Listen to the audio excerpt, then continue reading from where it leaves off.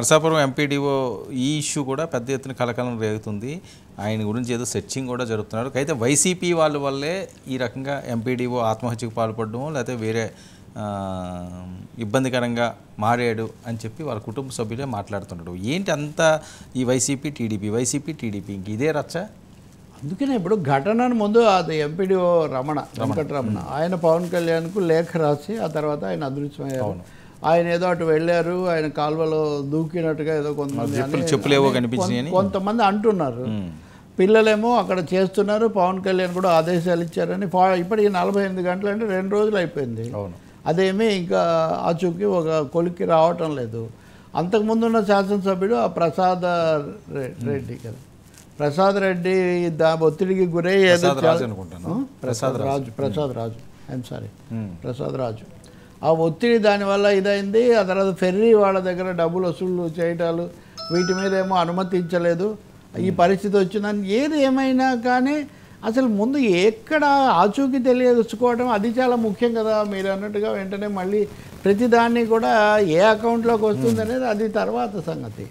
ముందు అక్కడ సెటిల్ చేయాలి కదా, మొదట దాన్ని దారికి తేవాలి. అతను అందులో ప్రాణాలతో సమస్య. ఆయన కొడుకులు వాళ్ళందరూ కూడా ప్రభుత్వ అధినేతల చుట్టూ తిరుగుతున్నారు, పోలీసులు కూడా రంగంలోకి దిగారంటున్నారు. కాబట్టి ఏ విచారకరమైన విషయం లేకుండా బయటపడాలని మనం కోరుకోవాలి వాస్తవంగా. ఇంకొకటి ఏమో ఎవరైనా అధికారులు, అధికార యంత్రాంగం, మరీ ముఖ్యంగా పోలీసులు, ఉన్నతాధికారులు మన దేశంలో చాలా కాలంగా ప్రభుత్వ వ్యవస్థ అప్పుడు ఎవరి అధికారంలో ఉంటే వాళ్ళ మాట వినడము, ఆ ప్రకారం చెయ్యడము. కార్పొరేట్ శక్తులు కూడా కనిపించని కార్పొరేట్ శక్తులు, ఉదాహరణకు ఇప్పుడు కాంట్రాక్టర్లు ఏం మారరండి, వాళ్ళు మారినా వీళ్ళు మారినా ఒక 5-6 పేర్లే వింటుంటాం మనం. భూములు ఇచ్చిన వాళ్ళకే, ఇంకోటి ఇచ్చిన వాళ్ళకే, ప్రభుత్వాలు మారినా వాళ్ళే, స్థానికంగా వాళ్ళ దగ్గర తీసుకునేది వాళ్ళకి ఇచ్చేది వాళ్ళే. అటువంటిప్పుడు దానికి ఈ మధ్యలో ఉండే ఉద్యోగులు, అధికారులు వాళ్ళు కూడా దాంట్లో ఏదైనా కొంత భాగం పంచుకోవచ్చు, లేకపోతే కొంతమంది అమాయకంగా బలి కూడా కావచ్చు. ఇది చాలా ఆందోళనకరమైన విషయం. ఇది ఒక మెసేజ్ పంపిస్తుంది ఉద్యోగ యంత్రాంగానికి అనండి, మొత్తం అధికార బృందాలకు అనండి. ఈ మెసేజ్ ఒక భరోసా కల్పించే విధంగా, భద్రత ఇట్లాంటివి ఎవరు చేయకండి, మీరు నీకు ఏమన్నా ఉంటే చెప్పండి, మేము చేసుకుంటామన్న పద్ధతిలో ప్రభుత్వం కనుక ఒక భరోసా ఇస్తే ముందు ఈయన ఆచూకీ తేల్చడానికి అత్యధిక ప్రాధాన్యత ఇవ్వడంతో పాటు దాన్ని చట్టబద్ధంగా ఎలా చూడాలో అలా చూస్తాం, కానీ వేరే ఏమీ ఉండదు. మీరెవరు ఇలాంటి వీటికి పాల్పడకండి అనే ఒక భరోసా వెళ్ళాల్సిన అవసరం మాత్రం ఉంది. అందులో అందరిలోకి కూడా ముఖ్యమంత్రి ఆయనే, రాష్ట్రంలో సీనియర్ నాయకుడు కూడా ఆయనే. కాబట్టి ఆయన అలాంటి ఒక భరోసా ఇచ్చే ఒక వ్యాఖ్యో లేకపోతే మాటో ముఖ్యమంత్రి నుంచి వస్తే బహుశా ఇలాంటివి పునరావృతం కాకుండా ఉంటాయి. ఇది ఎలా ముగుస్తుంది అనేది ఒకటి. దీంట్లో ఎవరు బాధ్యులైతే వాళ్ళు తర్వాత ఎట్లాగో మీరు విచారణలు అవన్నీ చేస్తున్నారు కదా. ఆ ప్రసాద్ రాజు కూడా ఆ క్రమంలో మీరు చూడండి, దాని మీద ఇదే అదే అని ఎందుకు పిల్లలు వాళ్ళు కూడా మరి ఆందోళన పడుతున్నారు. చాలా సమయం అయింది కదా. అంటే ఏంటి పవన్ కళ్యాణ్ గారు ఇందులో ఇన్వాల్వ్మెంట్ అనే అంశాన్ని ఎలా చూడాలండి? ఆయన ఇన్వాల్వ్మెంట్ ఏముంది పాపం. ఆయనకు నేను మీకు లేఖ రాశాను, ఆ తర్వాత నేను స్పందించడాన్ని ఏమన్నారు ఉప ముఖ్యమంత్రి స్థాయిలో? ఆయన తప్పకుండా తీవ్రంగా ఆయన మొన్ననే ఉత్తర్వులు ఇచ్చినట్టున్నారు చేయమని. చేయాల్సిందేమో యంత్రాంగం. పవన్ కళ్యాణ్ స్పందించడం మంచి విషయమే. రెండవది దాన్ని రాజకీయ కోణంలో కాకుండా ముందు ప్రభుత్వ బాధ్యతగా తనకి భద్రత కల్పించడం, అందుకు సంబంధించిన విషయం తెలుసుకోవటం, దాని మీదే ఫోకస్ పెట్టడం కూడా మంచి విషయమే తప్పకుండా. ఇంకోటి ఇదే కాదు, చాలా విషయాలు ఇప్పుడు పవన్ కళ్యాణ్ అడ్రస్ చేస్తున్నారు. మీడియాలో చూస్తుంటే చాలామంది ఇప్పుడు అక్కడి నుంచి తెలుగుదేశం నాయకులు కూడా కొన్ని చోట్ల ఆయన పేరు తీసినట్టు కొన్ని సోషల్ మీడియాలు వీటిలో కూడా చూస్తున్నాను నేను. ఆయన శాఖలే కాకుండా ప్రభుత్వంలో ఏది జరిగినా కానీ అంటే మీ మీద నమ్మకంతో చేసాము, లేదా మీరు చేసాము అని పవన్ కళ్యాణ్ కేసు చూడటము, ఆయనకు చెప్పటము, లేదా ఆయన పార్టీ వాళ్ళు మాట్లాడటం, ఇట్లాంటివి జరుగుతున్నాయి. కాబట్టి పవన్ కళ్యాణ్ మీద నిస్సందేహంగా పెద్ద బాధ్యత ఉంది.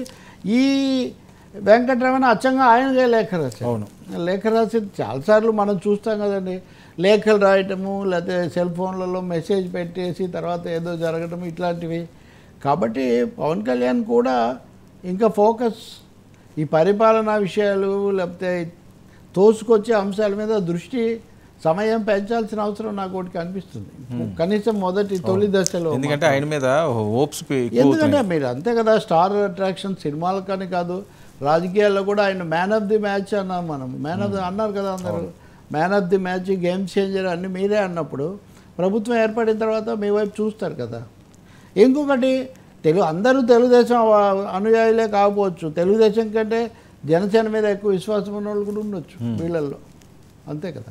అవును, ఆ ఉప ముఖ్యమంత్రి కదా, పైగా ఒకే ఒక ఉప ముఖ్యమంత్రి, పూర్తి అవన్నీ కల్పిస్తామని చంద్రబాబు నాయుడు స్వయంగా ఫోటో కూడా పెట్టించిన, అంటే ఆయన కూడా ఈ ప్రభుత్వానికి ఒక ప్రతీక, ఈ symbol of the government, icon of the government, అది చూడాలి. మామూలుగా ఒక ప్రభుత్వానికి ఒక ఐకాన్ ఉండడం పరిపాటి, ఇక్కడ మిశ్రమ ప్రభుత్వం అవ్వటం వల్లను, తర్వాత ఆయనకు అంతకుముందే ఉన్నటువంటి ఆరా కారణంగాను, రెండోది ఆయన నిర్వహించిన చురుకైన పాత్ర, దీని అంతటి వల్ల కూడా పవన్ కళ్యాణ్ మీద ఆయన ఒక ఐకాన్గా చూస్తున్నారు చాలా ఎక్కువ మంది. ఒక సెక్షన్ అయితే పూర్తిగా ఆయన్నే చూస్తున్నారు. కాబట్టి ఆ బాధ్యత కూడా ఆయన నెరవేర్చాల్సి ఉంటుంది. మూడోది ఆయన ఒక దూత, కేంద్రంతో సంబంధాలు ఉన్నాయి, ఇట్లాంటివి కూడా. మధ్య ఇంకోటి కూడా ఆయన మాట్లాడే మాటల రీత్యా కూడా కొంచెం ఇవి తగ్గించాలి, మనం పాలన మీద ఫోకస్ పెట్టాలి, ఈ ఉద్రిక్తతలు వద్దు, వివాదాలు వద్దు అని చెప్తున్న తీరు కూడా కొంతమందిని అదనంగా ఆయనకు గుడ్ విల్ పెంచుతుంది కదా. సో ఈ అన్ని కారణాల వల్ల ఆయన ఫోకస్ పెంచాల్సిన అవసరం ఉంది. ఈ ఘటన కూడా ఏమైనా ఏమీ విషాదం లేకుండా సుఖాంతం అవ్వాలని మనం కోరుకుందాం. అవును, ఈ ఢిల్లీ పర్యటన కూడా ఒకటి ఉంది, ఆ అంశాల మీద వాస్తవంగా మనం నేను మాట్లాడాము. ఢిల్లీలో ఎలా చేస్తారు బీజేపీ వాళ్లకు, జనసేనకి ఎలా ఉంటుంది అది. ఎందుకంటే బీజేపీ ఇప్పుడు అంత సరిగ్గా లేదు. ఆంధ్రప్రదేశ్లో పరిస్థితి నేను నిన్న మీకు చెప్పాను, అంత చిన్నమ్మ మీద కూడా వాళ్ళు అంత సంతృప్తిగా లేరు. ఎందుకంటే ఇంత అఖండ ప్రభంజనాలు కూడా మనం మామూలుగానే ఉన్నామని. దేశంలో మిగతా చోట్ల అది కూడా లేదు. బీజేపీ నిజంగా చెప్పాలంటే మన వీక్షకులకు కూడా ఆర్ఎస్ఎస్ అధికార పత్రికలో ఒక కథనం రాశారు, మిత్రపక్షాల వల్లే మనం దెబ్బతిన్నామని. ఇది ముఖ్యంగా వాళ్ళు ఉత్తరాదిని దృష్టిలో పెట్టుకొని రాశారు.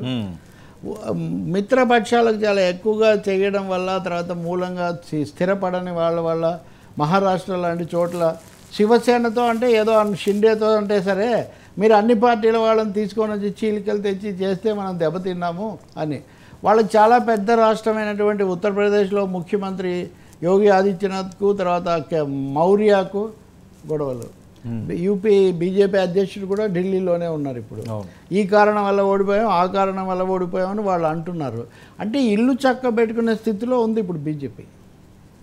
ఇలాంటి పరిస్థితుల్లో వాళ్ళు మిత్రపక్షాలతో పెద్ద సమగ్రంగా చర్చించి వీళ్ళని సంతృప్తిపరిచే పనులు అంత సమయం కూడా కేటాయించే అవకాశం కూడా ఉండకపోవచ్చు. అయినా ఆయనకు ముందుగా ఏమి అపాయింట్మెంట్లు ఎంగేజ్మెంట్ తీసుకున్నారు, ఏమి అజెండాతో వెళ్తారో మనకు తెలియదు. కానీ నిన్ను నేను అన్నట్టుగా ఒక సంపూర్ణమైన రాజకీయ కదలికకు ఇది సందర్భం కాకపోవచ్చు. BJP mood of the BJP is bad, disturbed, disappointed ఒక విధంగా చెప్పాలంటే. చాలా తీవ్రమైన మాటలు అక్కడ ఉన్నాయి. వాళ్ళు రాబోయే ఎన్నికల రాష్ట్రాల మీద ఫోకస్ పెడుతున్నారు. నిన్న కూడా అదనంగా నిధులు ఎవరెవరికి ఇస్తారంటే ఎన్నికలు జరిగే రాష్ట్రాలకు ఇస్తే కొంత మేలు కదా అనే బీహారు, జమ్మూ కాశ్మీరు. మీరు చూడండి, జమ్మూ కాశ్మీర్లో వరుసగా ఎన్కౌంటర్లు 48 మంది చనిపోయారు. అంటే బీజేపీ సైద్ధాంతికంగా రాజకీయంగా ప్రచారం చేసిన చాలా అంశాలు కొంచెం షేక్ అవుతున్నాయి ఇప్పుడు. సో ఈయన పవన్ కళ్యాణ్ ఏమో పూర్తిగా బీజేపీతో కమిట్ అయ్యి మోర్ దాన్ చంద్రబాబు ఆయన గుండెల్లోనే నేను ఉన్నాననే మాట ఈయన చెప్తున్నారు. కాబట్టి ఈ పరిస్థితుల్లో వీటిని ఎలా బ్యాలెన్స్ చేస్తారన్నది కూడా ఒకటి. ఆర్ఎస్ఎస్ను ఆదర్శంగా తీసుకోవాలని కూడా ఆయన మొన్న మాట్లాడినప్పుడు ఒక మాట అన్నారు. దాని మీద కూడా ఇప్పుడు ఆంధ్రప్రదేశ్లో ఆర్ఎస్ఎస్ బీజేపీ ఆదర్శంగా ఉండే పరిస్థితి లేదు, ఇక్కడ సౌత్లోనే లేదు. ఆ మాట స్వయంగా వెంకయ్య నాయుడు చెప్పారు. అలాంటి చోట ఆయన సనాతన ధర్మం ఆర్ఎస్ఎస్ అంటున్నారు. సో వ్యక్తిగతంగా ఏదో చేస్తారని ఆయనకున్న ఐకానిక్ ఇమేజ్, ఈ ఫార్ రైట్ ఐడియాలజీకి ప్రాతినిధ్యం వహించే ఆర్ఎస్ఎస్ బీజేపీలతో అమితమైన చెలిమి, ఈ ఇద్దరి మధ్యలో మళ్ళీ తెలుగుదేశం పెద్ద పార్టీగా దాని ప్రయోజనాలు, ఒక చాలా ఈక్వేషన్స్, చాలా కష్టమైన పరిస్థితి. ఓకే సార్, ఈ అంశం ఎలా ఉంటే